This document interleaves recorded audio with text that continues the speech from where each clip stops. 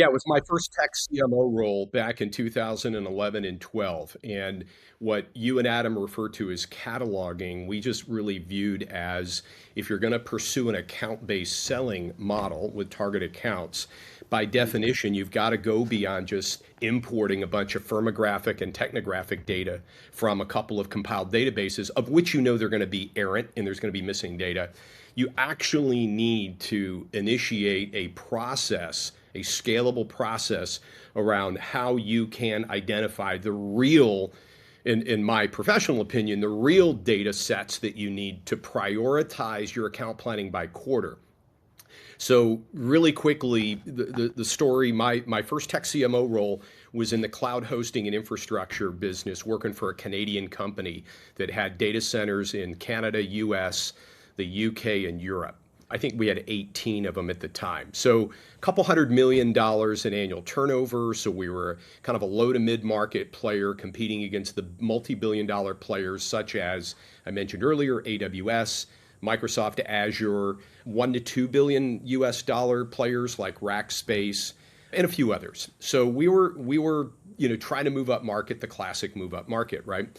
Well, so one of the things that because as a former sales guy, I got along very, very well with the senior VP of sales. When we had in an annual planning meeting going into 2012 say, hey, we want to get out of a lot of the SMB type clients. We're going to take some price increases and some other things to clear out about 25% of our data centers. In other words, we're going to deliberately trigger churn to free up data center capacity so we can backfill them with margin rich, highly sticky, long term mid market accounts. We had to orchestrate this very carefully with the CFO, and I am the head of sales report of the CFO. So long story short, what we did is I didn't take the responsibility into marketing because I'm very leery that sales doesn't trust marketing. So if marketing said, we had a conversation with the top 1,000 accounts on your target account list, and we even had recordings of the conversation, sales would somehow say, yeah, but, right, dot, dot, dot. Yeah, but you didn't ask this, or yeah, but, I'm not sure about that. So we said, hey, you guys own it from a sales perspective. Let you be the lead actor. We'll be the supporting actor, putting bodies, some technology, building out, some of the capture, the data capture pieces, custom fields in Salesforce. We actually own the admin function in marketing. So we decided on a unified vision. What are the 6 or 8 things at a minimum we think are critical for these target accounts that we must know? So as a subscriber business, one of the first things you want to know is contract renewal date.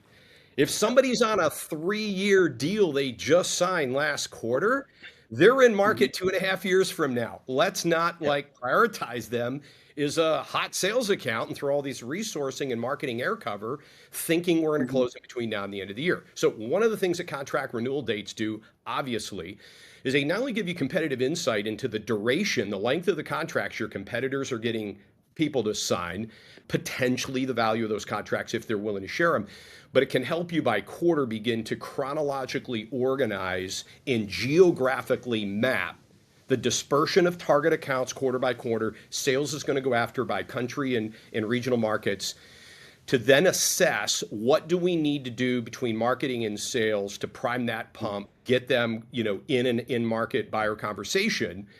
And the other fields beyond just, contract renewal date, who their current, cloud hosting vendor was, are they an Azure customer, AWS? If they would tell you, is Adam, you mentioned it at the top. What do they like most about the current provider? Essentially, why did you pick them?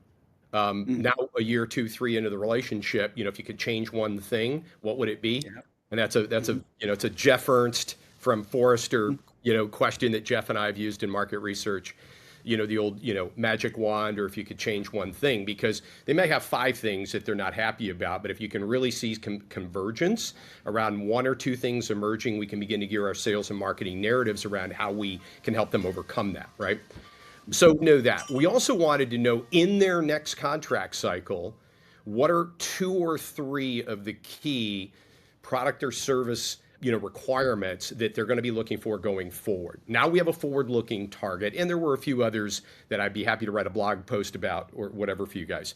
So here's what we end up with now. So we end up with a pie chart we can create very quickly on competitor market share by geo slice, one, two, three, 4, and 5 year contracts, ACV, service mix. I mean, because we always think we know who our competitors are. And sometimes you're right. In a lot of cases, you're competing against somebody you didn't know you're competing against, including no decision, right? So we could quickly map the competitive set to validate who we think we got to go against. We know what they like that the current incumbent vendor is doing. So what we needed to do, this is now marketing, going back to 4 Ps. If we know what they like and don't like, we have to ask ourselves, do we have the product mix at renewal time to offer them what they like to continue that experience, but also overcome one of the things that they don't like? It could be service white glove onboarding. It could be whatever it is that they said our current vendor basically has dropped the ball. So that's that piece. One of the other things on the forward-looking piece as well, because as a CMO, I own the product roadmap. If we're thinking about, hey, we could put 200 million euros into a data center in central Germany or 200 million euros into Rome, well, I want to look at who says I need more central or southern European, data mirroring. If only somebody had a convenient data center there, I give them the 5 year contracts. This can even help your CapEx strategies and your product strategies on multi-year roadmaps. So this was hugely valuable. Pricing, you can imagine all the insights. So it was not just helpful for sales to prioritize by quarter named accounts, but we could go through as marketing and sit with the sales director for that region and say, let's look at how we are in product parity. Let's look at how we are in pricing.